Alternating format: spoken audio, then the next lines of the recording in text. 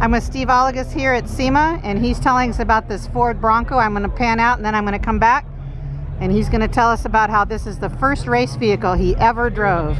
Go ahead, Team Ford. Yeah, this is the first race car I ever drove, or actually race truck I ever drove, and I drove this in the 84 Mid 400 and the Fireworks 250, and brings back a lot of memories.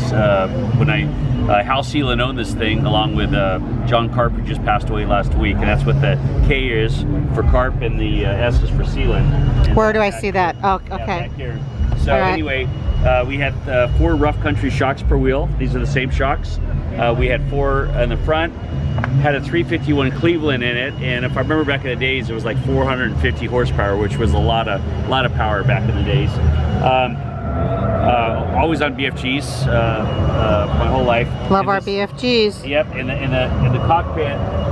It's funny because I spend a lot of hours in this cockpit, and it's kind of just a lot of memories coming back.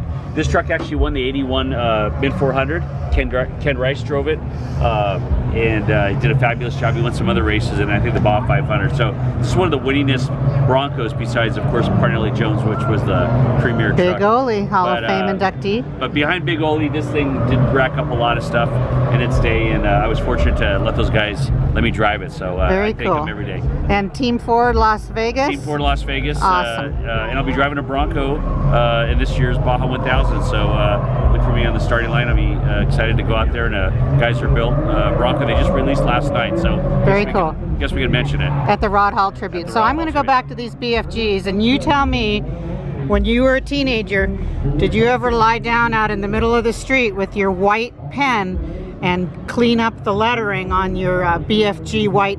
Yeah, we used to clean them up with a little, you know, when you clean pots and pans with the right, the scrub Brillo pad. Yeah, we used to. That was part of a deal. Yeah. And I had BFGs on my Ford Ranger, BFGs on my F-150. I even had BFGs on all our trailers. So we've been a BFG guy for a long time. Still with him. And then this is the stuck cab. Oh, that's what we were talking about. Yeah, tell us about this can. Yeah, when we used to come into a pit, we would. Unlike nowadays where it's virtual reality checkpoints or someone writes a number when you go by, it was actually someone would stuck these in there, a little chit, or whatever they call it, and then at the end of the race they would make sure you had them all in there, and if you were missing them, you were in trouble. And there's 2 ways to do it. You either kind of put it in your hand and put it in, or you'd have them put it in. But with all these trucks coming into a checkpoint, locking up the brakes, the poor guy put them in would get dusted out. He'd get hit. Sometimes he'd get hit by a truck or whatever. So we all had Coors. Right, it's kind of high tech.